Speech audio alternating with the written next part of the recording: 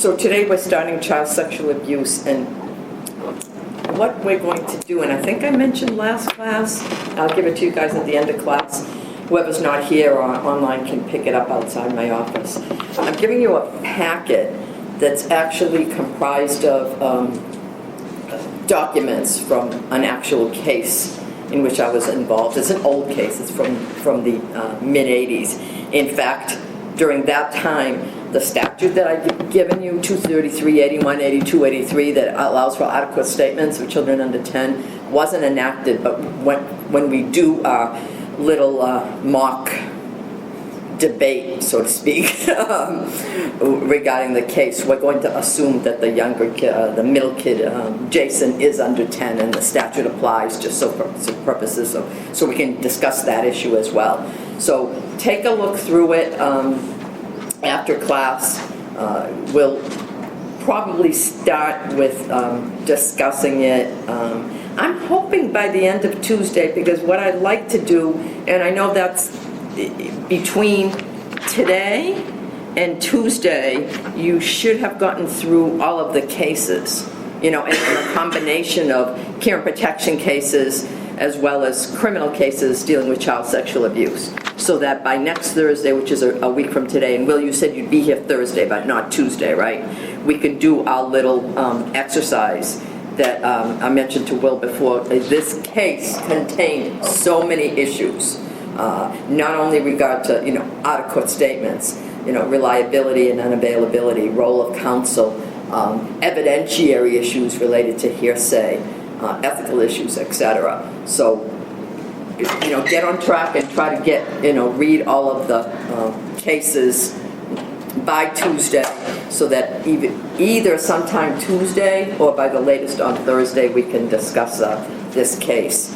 And depending on how many of you there are, we can actually assign roles to play for next Thursday's debate. So let's go through the cases that we have for today, and we're just going to do it almost in brief the case for me. Tell me what the rule is, what was important about that case, just so you can get an understanding. And they're not organized in any manner that is in an organized fashion. So some of them are care and protection, as I mentioned before. Some are criminal. Some deal with the statute 233 that I just mentioned. Some don't. There's actually one of the cases, Mikkel, I think. Mikkel is not even a child sexual abuse case, but it deals with an evidentiary issue that's common to CSA. So that being said, who wants to volunteer to talk about Colin, the first case? Will wants to do it? He'll try with his voice? That's probably all I can do with okay. Voices. So this is it's a Massachusetts case, which was interesting in Worcester County. A bunch of boys were building a tree fort. There were older boys, right, and younger boys, yes, that were there. And the older boys were performing sexual acts on the younger boys, on each other. It went on for some time. Because of the age of the younger boys, I believe they were like 6. They were fairly young. Yes, there was a kind of a disparity in terms of the ages of the boys. So it took a while for the information of what was going on in that tree fort to actually come out. One of the boys, I think his name was Ned. Was it Ned? Yes. The younger boy? Yes. He relayed everything to his mother, who took kind of copious notes of everything that went on in that tree fort. And then obviously the charges were brought against the older boys, who were juveniles still. They were still juveniles, but they committed rape and kidnapping, they say, because they wouldn't let the kids out of the actual tree fort. So this Commonwealth v. Colin, unlike some of the cases that you've gotten into so far, is a juvenile delinquency case. Yeah. So Colin being, and we haven't done juvenile delinquencies yet, but charged, as Will said, with a criminal offense in the Commonwealth. His trial is held in the juvenile court and/or back then, and we'll study this later on. there might have been what was called a transfer hearing, and he might have been actually tried in the Superior Court. But that's, again, another issue we'll talk about later. Go ahead. So, obviously, the defendant's attorney had several issues in terms of what the lower court did, in terms of, one, that they erred in allowing the expert testimony of Dr. Mandesky, who basically said right, and this is boys were abused. Exactly. This is an issue that will come up in these, I mean, certainly in adult criminal cases as well, related to opinion testimony. So what was wrong about that? Well, the court looked at it that there are certain matters that the jury is supposed to decide. Exactly. And then when the jury can't make the determination, then the expert can fill it in. Like, the expert can talk about, this is the behavior that children would exhibit that were sexually abused.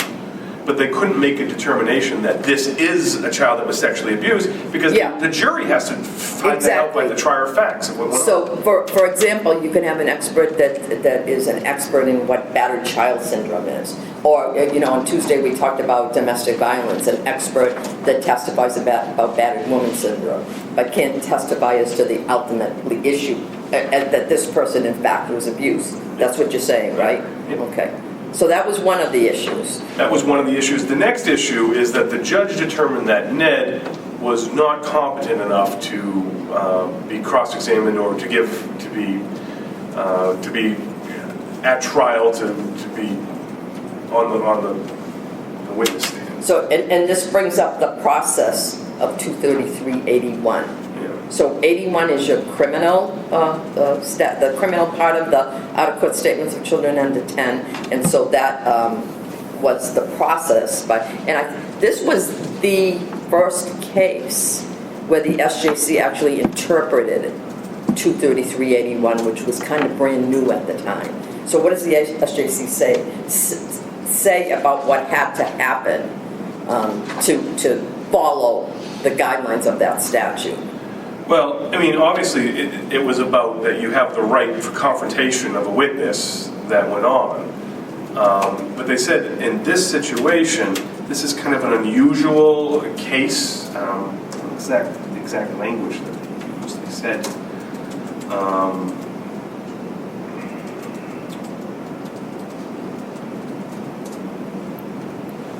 they used to.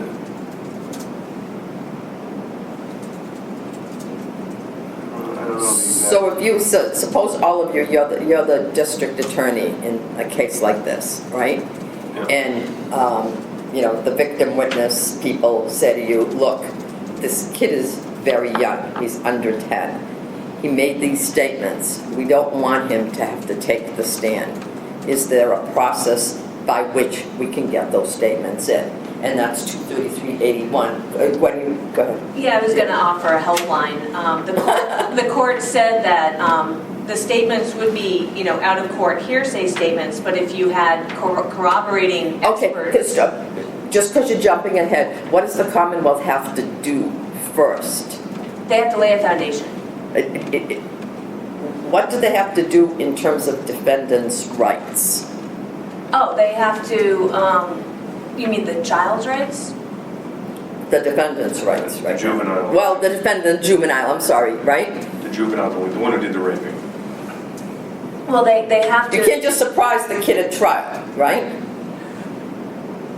Right, you have to let the child know that that they're going to be potentially either put on the stand, or you have to prepare them. So there were 3, and I forget if they were outlined as 1, 2, 3 in the actual case, where number 1 was you've got to give prior notice to the defendant, as the Commonwealth here, that you're going to seek to introduce these out-of-court statements. This is the procedure that the SJC said you have to initiate under this then fairly new statute 81. You get the right to confront the witness, that you have to give that person notice that they're going to be confronted? Wait, stop. The prior notice, you've got to show that there's a compelling need for a procedure like this. Again, in light of the fact that there are these confrontation rights that you just brought up. The hearing has to be on the record. You can't just submit a memo to the judge or go ex parte. And then the judge has to be convinced of basically a couple of things, right? Under the statute, if you looked at section, did you have the statute for reading as well? No, that's, Oh, that's why you're all confused. There's a hyperlink to the statute. that's Did I- next week. Okay, it's on next Tuesday's readings? Okay, so again, Colin, when you do read 23381, Colin defines and illustrates and expands on the bare requirements of 81 under the statute. But it's about unavailability and reliability. Again, because that defendant, because this is a criminal trial, in spite of that this is a juvenile defendant, and that person has confrontation rights. Under the statute, what do you think the unavailability would mean with regard to, say, Ned here? Ned's around, how is he unavailable? Well, he's not competent. That's one of the unavailabilities. The judge determined Exactly. he's not competent. Exactly. Another unavailability that you typically see is you have a professional stating that in his or her opinion, testifying would cause some extreme trauma to this young child, who's pretty much, in this case, it wasn't a family situation where a lot of the cases are, but typically child witnesses, they go through so much trauma, not only the initial abuse itself, but then having to tell their story, right, over and over and over again. So that's another form of unavailability. What about reliability? How does a judge determine that the statements were in fact reliable? You know,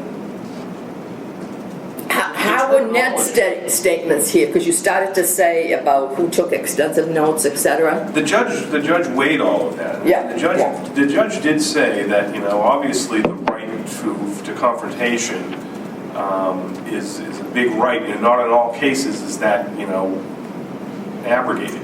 That it has to be special circumstances. And so the reliability and the unavailability are weighed.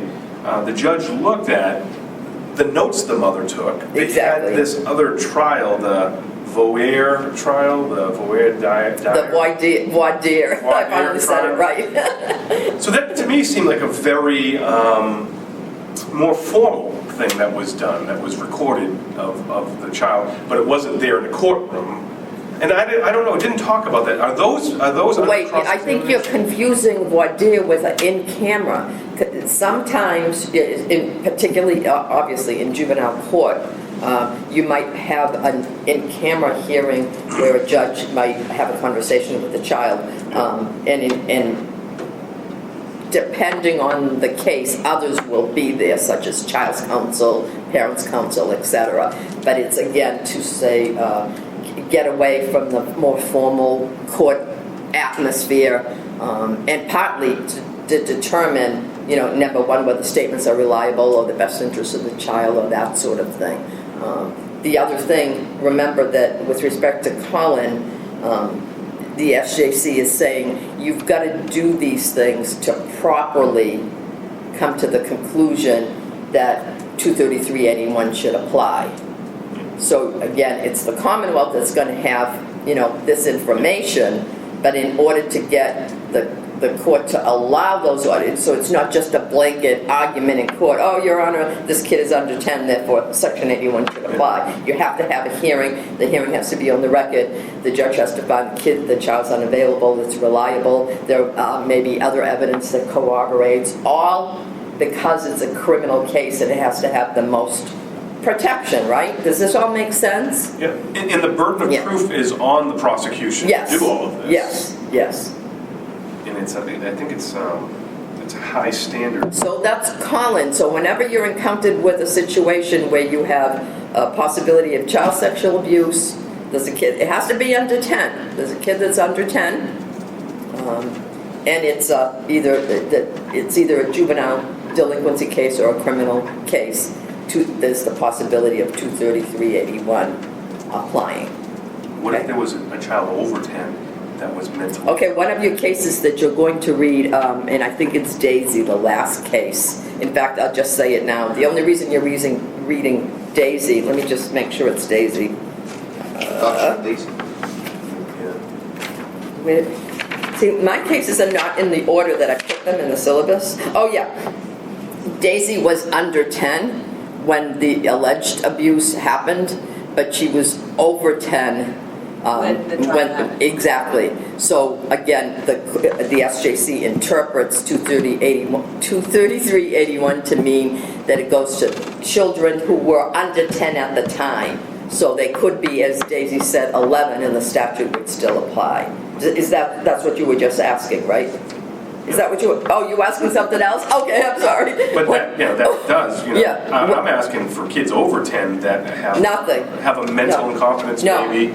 Yeah, Lower, so and they're when we unavailable do- because of yeah, that. when we do the case study, there are 3 children, Alicia, Jason, and Jonathan. Alicia is over 12. Jason, again, as I mentioned before, we're going to assume he was under 10. When I did this case, we didn't even have the statute, but we're going to pretend we did. And Jonathan was just little. So with Jason, the statute's going to apply. With Alicia, it's not. So then with older children, and here's the answer to your question, with older children, you have to, whoever is the proponent of these out-of-court statements has to be able to fit it within a hearsay exception, or and some of the cases we'll get into that. You're getting ahead, but that's okay. Or what used to be the old fresh complaint doctrine, it's now called first complaint. We'll talk about what that means. But you can't. Bottom line is you can't use the statute. If the child is 1 day over 10, you can't use the statute. Jose? I remember in evidence that as long as the child can perk, perceive, understand, remember, and communicate. That deals with the competency, but then there are other issues besides competency in terms of a child being unavailable, right? So the child could do all of that, yet be, according to the child's, expert, the professional, the therapist, etc., be under the impression that testifying would cause severe trauma. Or if the child brings up some sort of privilege, or even a lack of memory, I don't remember what happened. So there are other ways that you can be unavailable too. All right, so let's look at custody of Eleanor, which, I can do that one. okay, thank you. This is a case out of South Boston. It's originated in South Boston, but it's used to determine the proper standard for review for appellate courts on child custody. Here is the case where Flanders abused his, at the time, he was in his, they weren't married with his wife, but he abused a 7-year-old, Eleanor, which said that they touched her down there. She went for a physical at the clinic, and it was found that he had touched her.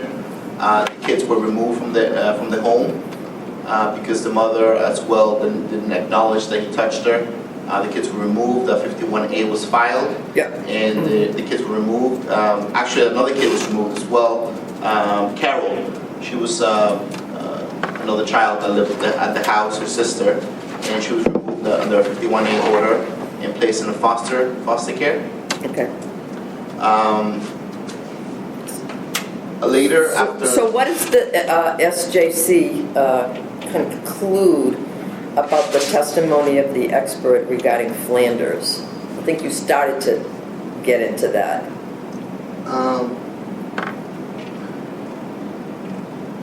Well, basically said that it must be, has to be clear and convincing evidence. Oh, okay, you're talking about the standard of proof for the trial itself, but what is the standard for that kind, and it's similar in some fashion to what Will just stated regarding the Collin case, where the expert in the Collin case couldn't testify that the child was in fact abused, right? That could only testify relative to what battered woman syndrome meant. So in Eleanor, what was the expert saying that was a no-no regarding Flanders? Have you ever heard the term profile evidence, you guys? Okay, so that's a no-no.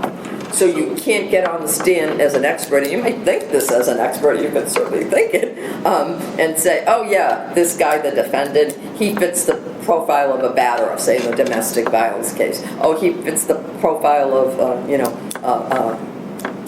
a guy that would do something So like it's this, like with sexual stereotyping. abuse. Exactly. Because he had a So- history. He had a mental illness, though. He had an improved mental illness. Okay, but that wasn't the point. Is The that what point they were was the trying to profile say? evidence has to do with that this person fits the characteristics of a batterer, of a person who abuses, a person who sexually abuses, etc. So what do you do instead if you're, again, the Commonwealth, trying to bring this evidence in regarding Flanders? I would go under his common plan of scheme, no, not common plan of scheme.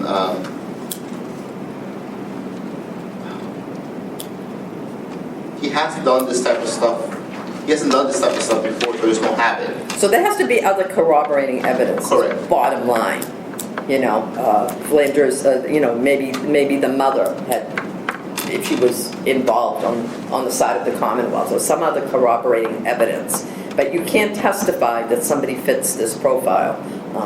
And even if you do, and it's, in some cases it might not be clear error, but the judge can't overly rely on it. And you mentioned before the standard. So the standard for appeal, because this is a custody case, and Jose said it at the very beginning, is that it's not going to be overturned unless the judge below, who granted custody of the department, committed clear error. So it's cited for that. So Eleanor is cited for that proposition, the clear error, and also the no profile evidence. Okay? Because again, we're talking about, even though this is not a criminal case, it's a case in which a parent is ultimately deprived of not only custody, but possibly termination of parental rights. So that profile evidence severely prejudices, even more so when in the criminal cases as well. So you'll see that term, profile evidence, in criminal cases as well. Carlos is our next case, and that is in fact, I gave you the SJC opinion. That is actually, I can't find it now. I can do that one. That's a case that has a lot of history. It actually went to the appeals court either once or twice, and then it finally ended up with the SJC. Go ahead, Gwen. So, this was kind of an interesting case. Do you want me to do the rule of law first, or just go through it? Yeah, however you want to. So, basically, the SJC ultimately found that when a judge does substantial hearings and makes a clear evidentiary finding, it really isn't guesswork, and that their finding is usually sound and that shouldn't be overturned. So they ended up reversing the appeals court decision for that reason. And what happened in this case is basically they said that the judge knew the difference between the substantial law that he was being accused of not understanding. And the judge in the lower court, in the juvenile court, had substantial hearings. He made a lot of findings. Let me just say, and we haven't gotten into Chapter 210 yet in the termination of parental rights, but this case is a good conversation, a good summary of the differences between just losing custody in a care protection versus, the ultimate worst case scenario, the termination. What does the SJC say about that issue? They said that it's appropriate to consider that they thought that there was credible evidence, that the judge found credible evidence that the parents were unfit and that he didn't do it frivolously. He looked at all the evidence and considered everybody's part fairly, and that he came to a credible legal conclusion that that the children should be with another set of parents. Okay, and that had to do with the standard of proof, clear and convincing is, and you said unfitness, is the same for care and protection and for termination. But the court says, in this conversation about it, but I'll just read one of the sentences. The court says there's a significant difference in impact on both the parent and the child between an award of custody in a care and protection proceeding, which primarily addresses only current fitness and is reviewable every 6 months. And the quote, and it's in quotes, and the extreme step of terminating the parent and child's legal relationship. So that was the case here in Carlos. And why was the SJC reluctant to, or sort of wants to give the mother here, Gwen, another chance? Because the mother didn't sexually abuse Carlos, right? He said that the judge is concerned about, he said that the judge's concern about Carlos's best interest is demonstrated not only by his discussion on the effects of Carlos not having been sexually abused and of the mother's pathologic denial of the fact, but also the discussion of Carlos's behavior, and that the judge noted that was due to the fact that the child had to bear the burden of being separated and everything that had been going on. From your reading of this, could you tell what was mother's role from like the beginning and then at that point when the SJC was looking at the appeal, the termination? It seemed that the mom was, she was not trying to engage in like a formula or some sort of ritual. She was trying to... She wasn't acknowledging that the stepfather sexually abused right, the she kid. was... And when we talked about the domestic relations cases as well, where possibly the battered spouse, again, as a result of being battered, just can't come to terms with that for many reasons. You know, the whole battered woman syndrome, the PTSD, the trauma, etc. And finally, this court acknowledges that from what DCF was saying in its service plans, that there came a point in time when mother was sort of beginning to acknowledge, at least publicly, to say that the child may in fact have been abused. The cases are horrible. Yeah, it's so, you know, to have your spouse, in fact, and whether it's a boyfriend or your husband, has been sexually abusing your children. So you do typically have the non-abusing spouse wanting to hide it, right? And that's what happened with her, and it took years. And finally, you have like the SJC saying, "Well, we're not going to. It would be wrong to go to the extreme step of termination with this kind of a chance for at least reunification of mom with the kids." Gwen, I interrupted you. Yeah, I was going to say that there were many hearings that the judge had where he finally said the mother's finally evolving her position, but not far enough. Exactly. That he was still concerned about protecting the child, and that was his ultimate concern. And that's why he kept bringing them back and bringing them back and bringing them back. And he was, I think, hoping the mother would just come out and say, "My child's in danger," Exactly. and she never did. Exactly. And if you read the appeals court opinion, that's what was happening at the time. SJC also. Here's a direct quote as well. There's a reasonable likelihood that the parent's unfitness at the time of trial may only be temporary, which is kind of a weird comment because we talked about, well, if DCF can prove by clear and convincing evidence that they're currently unfit, they're currently unfit. But now you have the SJC saying in the context of termination, which is, again, worst case scenario, that might be temporary. Maybe the right thing to do is to adjudicate the child or the children in need of care and protection, but not go to that extreme step, if there's that slight chance of terminating parental rights. So while it's a sexual abuse case, it's also a leading case in terms of this future fitness, this ability for the courts to also look at what might happen in the future, not only the current fitness. So that's Carlos. What do we have next after Carlos on the, oh, Jennifer, that's an old case. Custody of Jennifer, appeals court case, 1988. Jessica? This is with the dad, right? Yes. So, this was all, so the daughters were taken, and based on allegations that the dad had sexually assaulted them, he appeals, basically calling error because all of the evidence that was offered against him was inadmissible hearsay. The judge did. Before you get to the hearsay, Sorry. let's do away with the, not the minor thing, but he was also charged criminally, correct?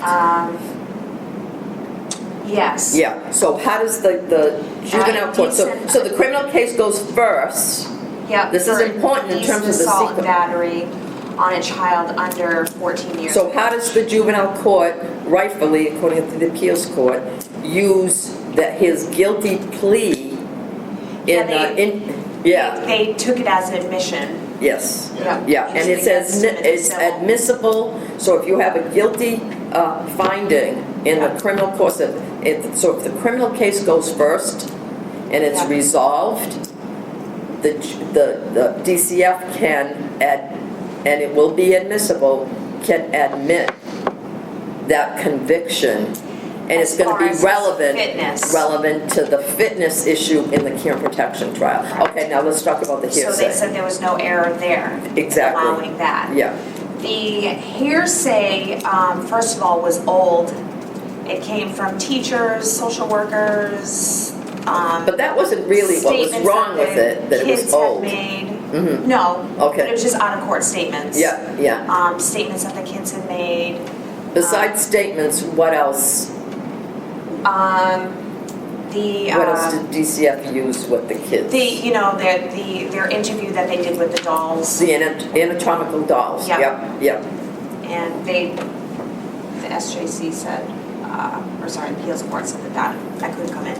Okay, it could come in, however, and you should know this because you're a comp, However, right? It could come in under what exception to hearsay rule? Present mental state. State of mind. Yeah. And that's what happened. So the judge let it in, and obviously you could picture there were objections, right? Right. Judge let it all in, and the judge said, well, I'm not going to use it substantively. I'm using it for state of mind. Right. But in the end, the judge is not just adjudicating the kids in need of care and protection. The judge has to draft findings of fact and rulings of law. So those have to support the ultimate determination that the parents are unfit. And so the findings of fact and rulings of law were all about these out-of-court statements, which should have been just used for the kid's state of mind at the time, Right. not for the actual fact that they were abused. So when Will asked before about, besides the under 10 in the statute, other things can come in if it's a part of the normal, rules of evidence. Yeah. For substantive purposes, not probative. Out of courts, again, it has to be an exception to hearsay. And actually, this was one of the cases that discussed fresh complaint at the time. Right. So I can talk about it briefly. So at the time, and some of the other cases that you're going to read for next week also deals with this fresh complaint. So suppose you have a rape case, and the Commonwealth puts the cop on the stand, who starts to say, Paula came to me right after she was raped, right? And then immediately there's an objection, this is an out-of-court statement.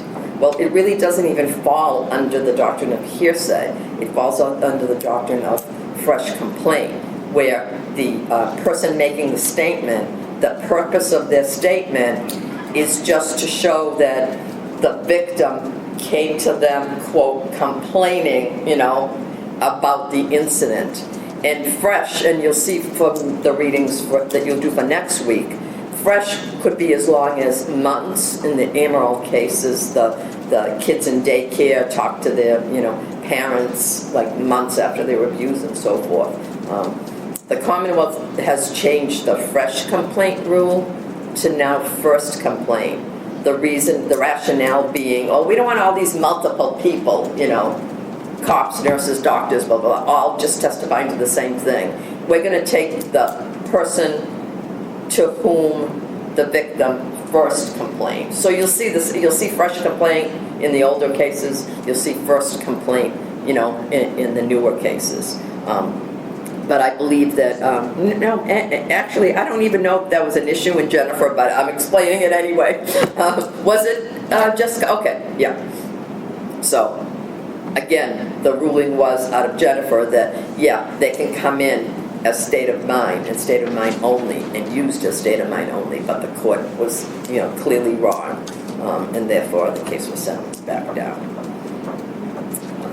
So we now have... Sorry, you said that was not there's no objection to hearsay there? Because... There will be an objection. There's always going to be an objection. Then it's on the proponent, right, to say, well, Your Honor, I'm offering it merely for state of mind. Or, Your Honor, this actually isn't hearsay.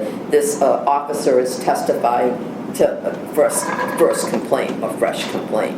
And then it's up to the judge to decide whether to let it in, right? What case do we have after Jennifer? Miguel. Okay, yeah, that was the one that I call the cake frosting case. That's how I remember what this is about. Yeah, I'll do that. Okay. This case bothered me. You can tell us afterwards in what way it bothered you, but... Well, I mean, just... you can tell us now if you want. You've got a very abusive father, just came over from France publicly abusing his wife and his children. And then I think in a lot of these cases, that's what happens. They start a 51A and then they leave the state. And then it doesn't get completed, or I don't know if they talk to other agencies in other states, but he manages to come back to Massachusetts 6 years later, and he's right back at the same thing, abusing the children. The children have suffered trauma that's seen at school. The court, the DSS comes in and puts a plan in place to remove the father from the situation, and then as soon as they do that, he's back. The mother and the children are back living with the father again, against what they had said. And the mother really can't live independently, according to this. She keeps bringing the children back to the situation with the father. The father has mental illnesses too, on top of that, paranoid disorder, schizophrenic types of things. He eventually comes back into the life again after another. So this went on for like several years of these DSS service plans. Exactly. And they're not being followed. Exactly. And then he removed the children from school because I think he doesn't want the school to know what's going on because they're going to call authorities back on him again. And that's where the cake frosting. That's while the kids were eating is cake frosting when they removed them from school, living in horrible situations. Exactly. And, so I guess the father's complaint in this, and there were several of them, I found them bizarre ones, that a lot of things were hearsay, like the 51A reports were hearsay reports, that they relied on these things to remove the children from the situation, that the judge relied on these things, that the investigator that was put on the case by the judge, he questioned the ability of of being an expert in this area as their testimony and as to the fitness of the father. He had a laundry list of things that DSS did that he felt was inappropriate or violated his rights. And then what did DSS, and we're saying DSS because it was called DSS back then. What did DSS have to prove that the father was unfit at the point of trial, at the time of trial? Well, they had a medical record of what was, Yeah, you mentioned, and what I was driving at, service plans. Yeah, well, they had a laundry list of service plans that were not followed by them. And that is a big deal in these proceedings. For the most part, who's the petitioner? It's DSS. How's DSS going to prove its case? Through its social workers who deal with the families, who can show a pattern of this inability to comply, right, with terms that DCF has imposed in order to, strengthen and encourage family life and so forth. So that's what DCF did. I'll say DCF. In this case, testified about all of this whole period of time that he just either wasn't able or unwilling to comply, with the terms of the service plan. And you mentioned the adequate statements. Now, this was one case where the state of mind came in, and according to the appeals court, that was okay because there was so much, right? So much other evidence that DSS put on. There was one other point, and you remember this when we do the case study. There was a young kid, Oscar, and there was really not much evidence with regard to Oscar in terms of abuse or neglect. What does the court say about that, about him? Yeah, that he should also be adjudicated in need of care and protection. A famous quote, we shouldn't wait for disaster to happen. Yeah, the judge said you could use past evidence to show a present or future ability exactly, that's going that this on. young one could also be in danger because all of the others are. So in the sexual abuse case that I'm going to give you, Jonathan, the younger one, there were absolutely no allegations of sexual abuse with regard to Jonathan. So that's something to keep in mind in terms of, So this varies then from basic other criminal defendants that are adults, where you typically can't use past behavior to show a future propensity to do an act. Exactly. Here you exactly. Care and protection. What is the burden? What is the goal? Is it a civil case? One of the cases that you've read, which is a quote that you see often, that these are civil cases and the full panoply of due process rights should not be, afforded in the name of, protection of children, etc. Yeah. So that's why you're reading Mikkel in the child sexual abuse cases, even though it isn't a CSA case. All right. So what do we have after Mikkel? Are we almost through? No, we're not. Martha. I can do that one. It's a little sickening, but A lot of them are. yeah, I feel like this is the worst though. Okay. So basically, this is case out of Bristol. Basically, both the father and the mother were having sex with two of the minor children. Yeah. Martha and Donna.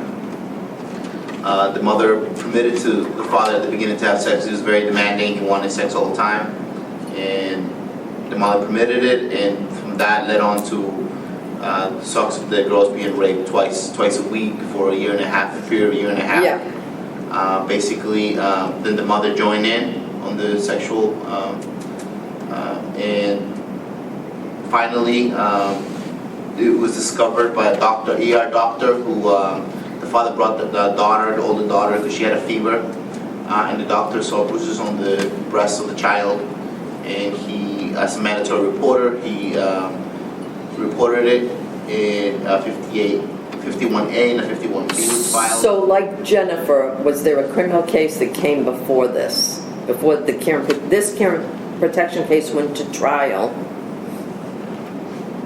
Were Yes, these people criminally convicted?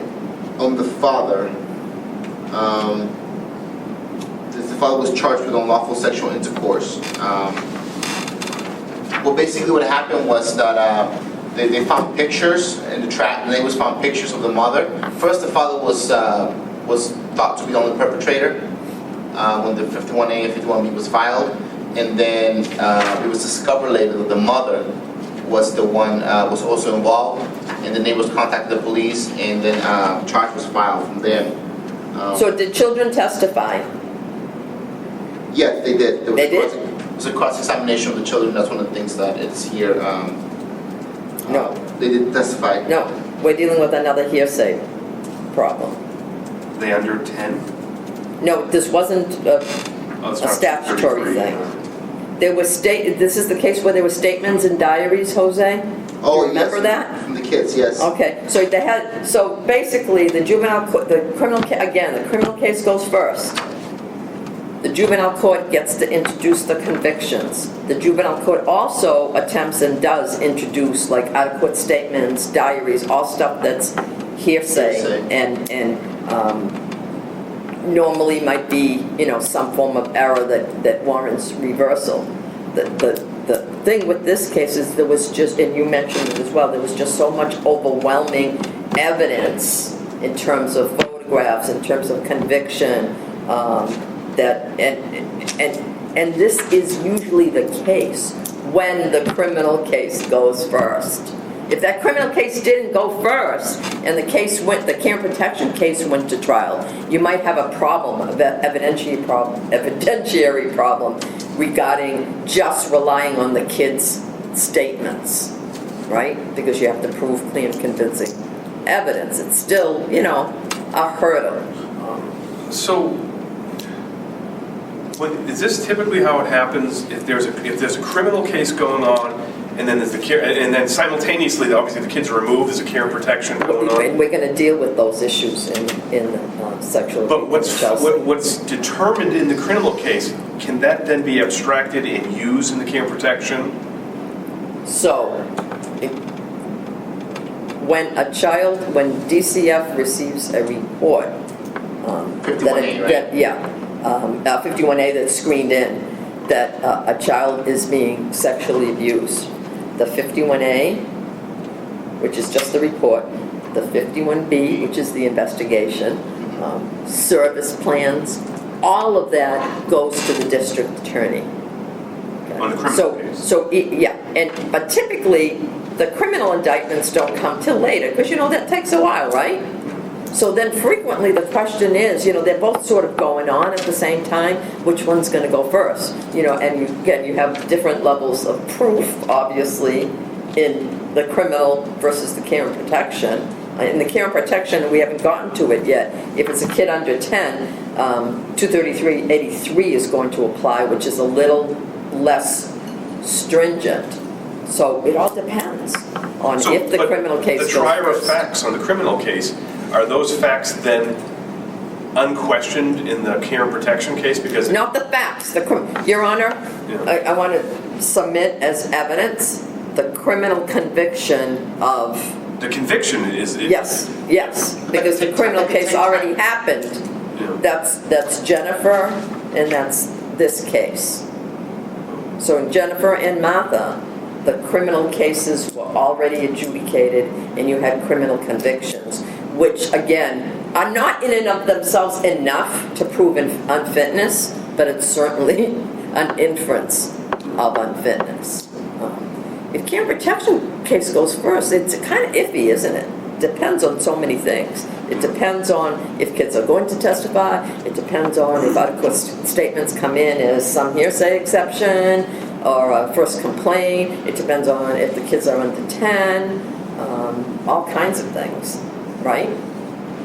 And just because you lose, that's the other thing, if you lose custody as a result of a care and protection trial, different level of proof, does that guarantee that you'll be found guilty beyond a reasonable doubt? It depends what the Commonwealth's evidence is going to be. All kinds of things come up, right? All kinds of questions come up regarding the interrelationship of these cases. And typically, typically it is the child sexual abuse cases and the very serious physical abuse cases that involve both a criminal case going on at the same time as the care and protection case. On a criminal case, can the Commonwealth ask for a TRO so the person stay away while pending the care of the... Absolutely. One of my colleagues has a case. She represents the grandparents in a care and protection proceeding. Okay, this is very interesting. Who had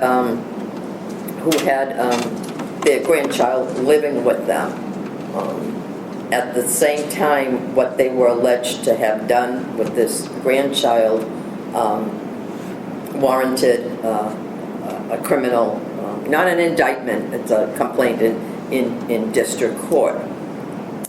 While while DCF initially was amenable to at least visitation, the time and time again, no matter what she does on the juvenile end, the district attorney was able to get exactly that, a TRO, so that there's no contact in spite of the fact that, I mean, they had this kid for I don't know how many years, and now they haven't seen him for, I think it's going on a year. So, yeah, that could happen, absolutely. Yeah. All right. Who do we have after Martha? Rebecca, okay. Oh, yeah, so Rebecca was the first case that the SJC construed 23383. This was a care and protection case. I can do this Any one. takers, Gwen? Yeah, this one, another kind of sick, twisted case. In the end, this was a little bit, let me grab a sip of something.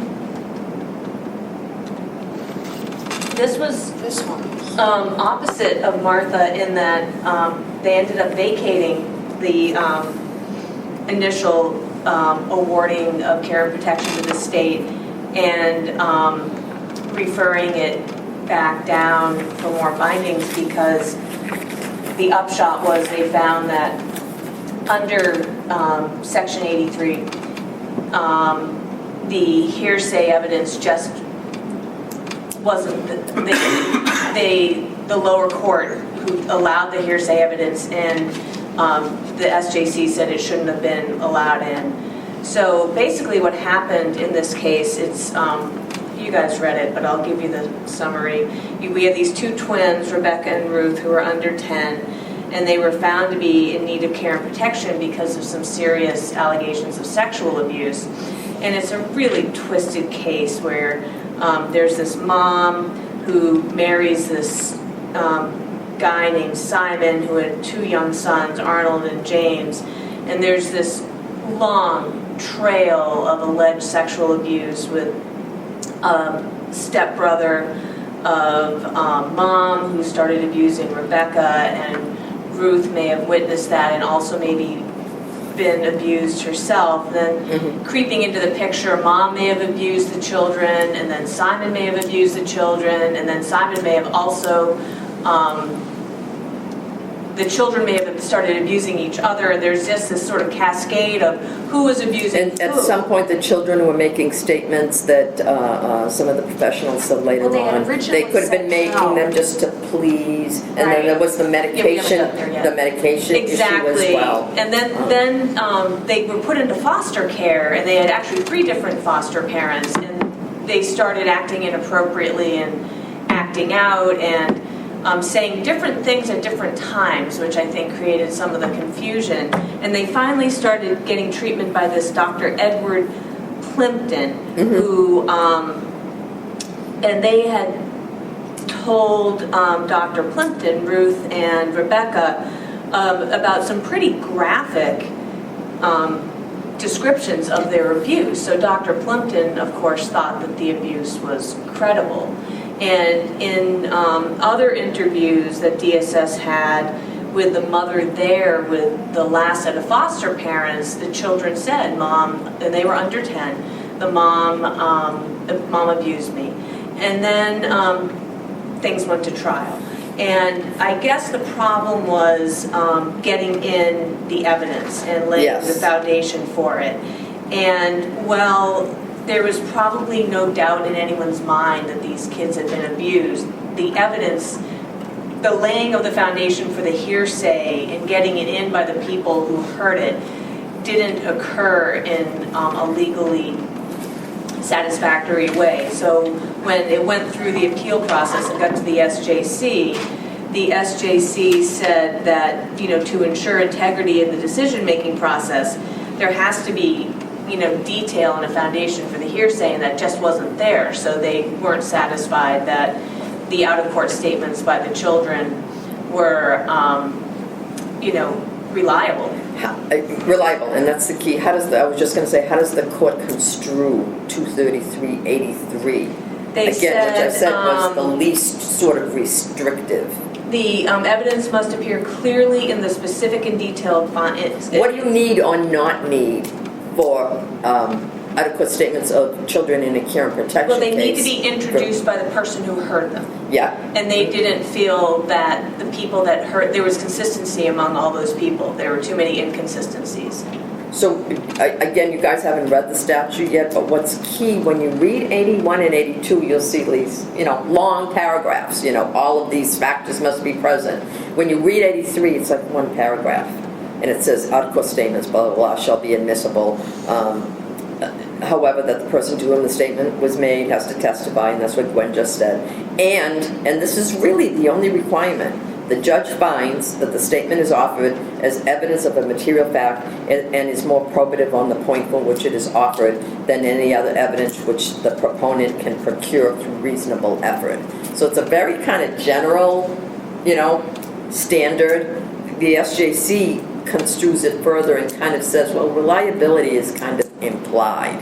And with this mishmash of stuff here, the statements weren't really reliable. We're going to send it back down and see if the court gets it right next time.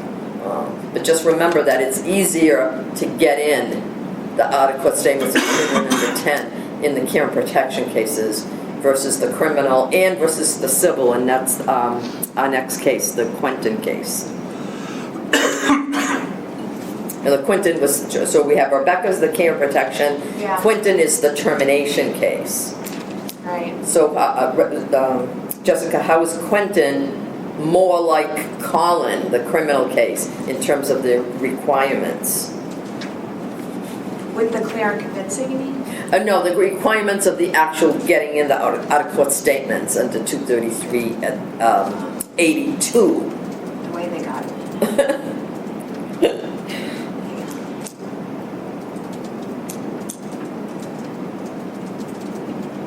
So what the court ends up saying, and again, you haven't read it, so I'll take that, keep that in mind. When you look at 81 and 82, they're more similar to each other than 83 is.